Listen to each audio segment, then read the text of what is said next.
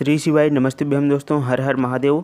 14 अगस्त को भाद्रपद माह के कृष्ण पक्ष की पंचमी तिथि है ना। और पंचमी तिथि के दिन दोस्तों आप लोगों को 108 चावल के दाने और हल्दी का उपाय जरूर ही करना चाहिए, है ना। अगर आपका बच्चा बहुत ज़्यादा गुस्सा करता है, बच्चे बहुत ज़्यादा जिद्दी स्वभाव के हैं दोस्तों, आज के टाइम पर माता पिता अपने बच्चों को लेकर के बहुत ही ज़्यादा परेशान रहते हैं, अपनों बच्चों को लेकर के वो लोग चिंतित रहते हैं, है ना।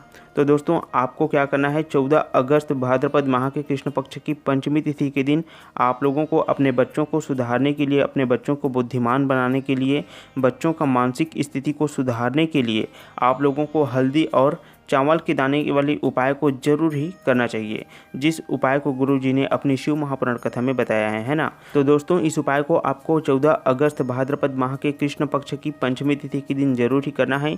अगर आपने इस उपाय को इस दिन कर लिया तो आपको उपाय का वह फल मिलेगा दोस्तों जिसकी आपने कभी कल्पना भी नहीं किया होगा, है ना। तो दोस्तों इस उपाय को आपको पहले ध्यान से समझना है, सुनना है, उसके बाद में ही इस उपाय को करना है ना। आज के टाइम पर सभी माता पिता अपने बच्चों को लेकर के बहुत ही ज़्यादा परेशान रहते हैं। कुछ माता पिता परेशान रहते हैं कि हमारा बच्चा बहुत ज़्यादा जिद्दी स्वभाव का है, बिल्कुल भी कहना नहीं मानता है। कुछ माता पिता परेशान रहते हैं कि मेरा बच्चा बहुत ज़्यादा गुस्सा करता है, कुछ भी कहने जाओ तो मुँह फुलाकर बैठ जाता है, बात बात पर गुस्सा करता है ना, और बात करना तक बंद कर देता है। और दोस्तों कुछ माता पिता परेशान रहते हैं कि मेरा बच्चा बिल्कुल भी पढ़ता लिखता नहीं है, पढ़ने के लिए बैठता है तो पता नहीं ध्यान कहाँ रहता है, मतलब पढ़ाई में भी उसका मन नहीं लगता है। तो माता पिता की ऐसी परेशानियों को, ऐसी दुविधाओं को दूर करने के लिए आज हम आपको बहुत ही प्यारा सा और सरल सा और अचूक सा उपाय बताने वाले हैं। और आजकल के समय में बच्चों की सबसे बड़ी परेशानी है दोस्तों मोबाइल, है ना। क्योंकि आजकल बच्चे दिन भर मोबाइल में व्यस्त रहते हैं, तरह तरह के वीडियोज़ देखते हैं, लेकिन पढ़ाई लिखाई बिल्कुल भी नहीं करते हैं, है ना। तो मोबाइल के कारण ही बच्चे का जो मन है वो भटकता रहता है, बिल्कुल भी पढ़ाई में मन नहीं लगता है। अगर हमने जो भी समस्याएं आपको बताई हैं दोस्तों, उनमें से कोई भी समस्या आपको हो रही है या फिर आपके बच्चे के जो है वो कुछ ना कुछ परेशानी लगी ही रहती है, तो दोस्तों पूज्य गुरुदेव जी की कथा को सुन करके, समझ करके इस वीडियो में हमने आपको बच्चों को सुधारने का बहुत ही प्यारा सा और सरल सा और एकदम आसान सा उपाय बताया है, जिस उपाय को करके आप लोग अपने बच्चे की मानसिक और शारीरिक तौर पर सुधार कर सकते हैं।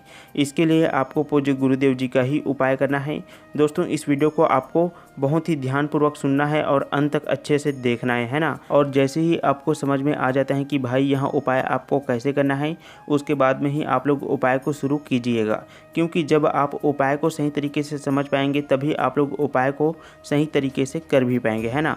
और दोस्तों उसके बाद ही आपको उपाय का परिणाम जो है वो अच्छे तरीके से और बहुत ही बड़ा होकर मिलने वाला है। तो दोस्तों इस वीडियो में हम आपको मात्र 2 ही उपाय के बारे में बताएंगे।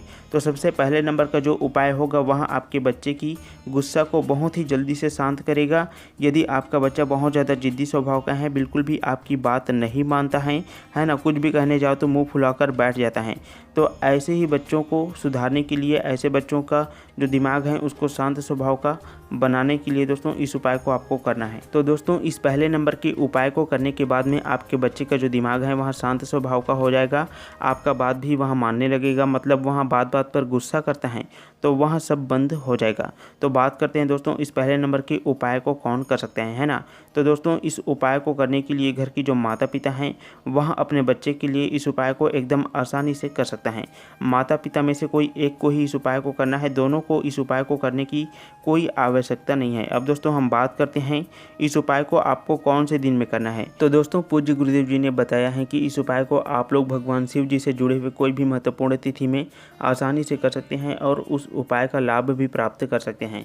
और दोस्तों इसी बीच में आ रही है 14 अगस्त भाद्रपद माह के कृष्ण पक्ष की पंचमी तिथि।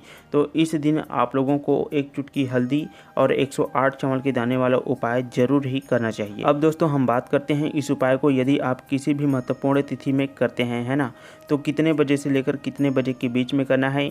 तो दोस्तों इस उपाय को आप लोग जितनी जल्दी हो सके सुबह के समय कोई भी महत्वपूर्ण तिथि में कर सकते हैं ना। जैसे कि अगर सुबह के समय किसी कारणवश आप लेट हो जाते हो तो सुबह के समय 10, 11, 12 बजे तक भी दोस्तों उपाय को करते हो, तब भी आपको उपाय का परिणाम बहुत ही बड़ा होकर के और जल्दी से मिलता है। अब दोस्तों बात करते हैं इस उपाय को आपको कहाँ पर करना है ना। शिव जी के मंदिर में जाकर के इस उपाय को करना है या फिर आपको इस उपाय को अपने घर पर ही करना है ना। तो दोस्तों इस महत्वपूर्ण उपाय को आपको अपने घर पर ही करना है और इस उपाय उपाय को आपको देवी माँ की मूर्ति या फिर फ़ोटो के आसपास में ही जा कर के ही करना होगा, है ना। आपको अपने घर में ही जहाँ पर भी आप लोग देवी देवताओं की फ़ोटो रखते हैं या फिर मूर्ति रखते हैं, वहीं पर आपको जा कर के इस उपाय को करना है। तो बात करते हैं दोस्तों इस उपाय के लिए आपको कौन कौन सी सामग्री की आवश्यकता पड़ने वाली है ना। तो सबसे पहले नंबर पर दोस्तों आपको पिसा हुआ हल्दी का पाउडर लेना है और उसके बाद में दोस्तों हमें 108 चावल के दाने लेना है ना। और चावल के जो दाने रहेंगे, 108 चावल का जो दाना रहेगा वो पूरा साबुत होना चाहिए, कहीं से भी टूटा हुआ चावल का दाना नहीं होना चाहिए। चावल के 108 दाने को आपको हल्दी में मिला करके पीला कर देना है ना। अब दोस्तों अपनी सामग्री को लेकर के आपको अपने घर में ही देवी माता की मूर्ति है या फिर फ़ोटो है तो उसके पास आपको चले जाना है। एक छोटा सा कटोरी या फिर दीपक में आपको ओम श्रीम नमः इस मंत्र का स्मरण करके देवी माँ के सामने में उस चावल के दाने को समर्पित कर देना है ना।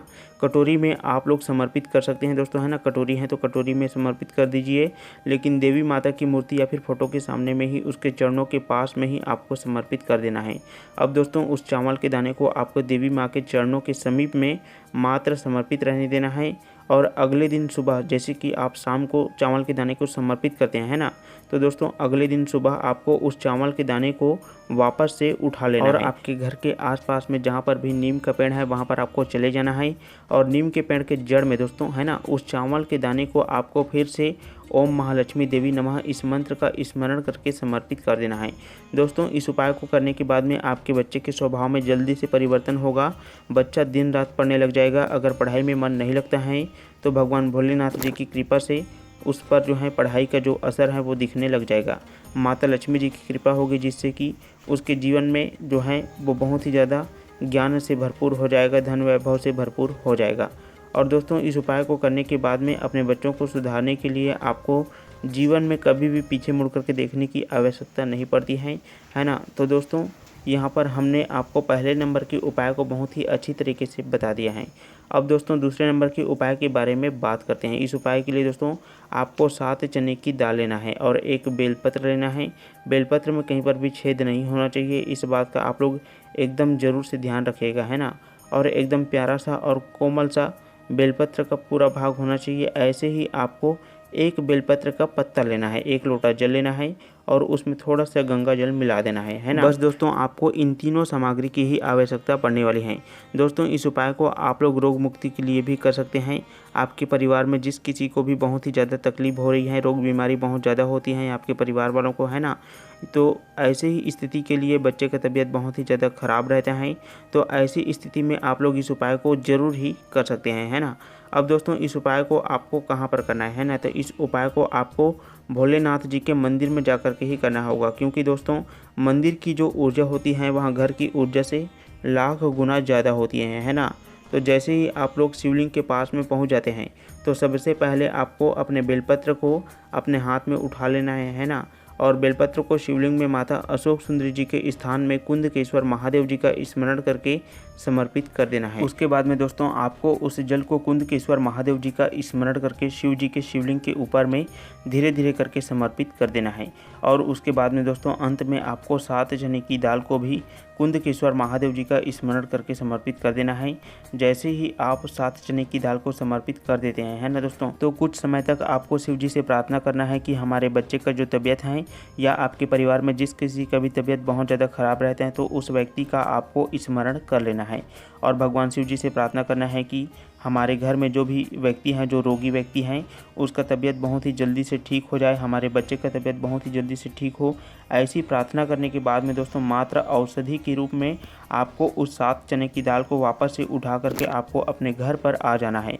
और जो भी व्यक्ति रोगी हैं, जो बहुत ज़्यादा बीमार हैं, जो बहुत ही ज़्यादा परेशान रहता है, यदि आपका बच्चा बहुत ज़्यादा रोग बीमारी से बहुत ज़्यादा परेशान है, ग्रसित हैं, तो दोस्तों आपको उस 7 चने की दाल को लगातार 7 दिन तक सुबह के समय में अपने बच्चे को या जो भी व्यक्ति रोग बीमारी से परेशान है उसको खिलाना है।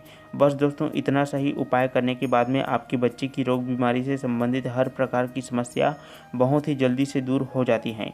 तो दोस्तों इस वीडियो में हमने बच्चों को सुधारने और बच्चों को रोग बीमारी से दूर करने वाला बहुत ही प्यारा सा सरल सा 2 उपाय के बारे में बहुत ही अच्छी तरह से जानकारी दे दिया है ना। और दोस्तों इस उपाय से संबंधित आपके मन में कोई प्रश्न है तो आप लोग कमेंट करके पूछ सकते हैं। बाकी आप लोग भगवान भोलेनाथ जी पर विश्वास रख कर के इस उपाय को ज़रूर ही कीजिएगा।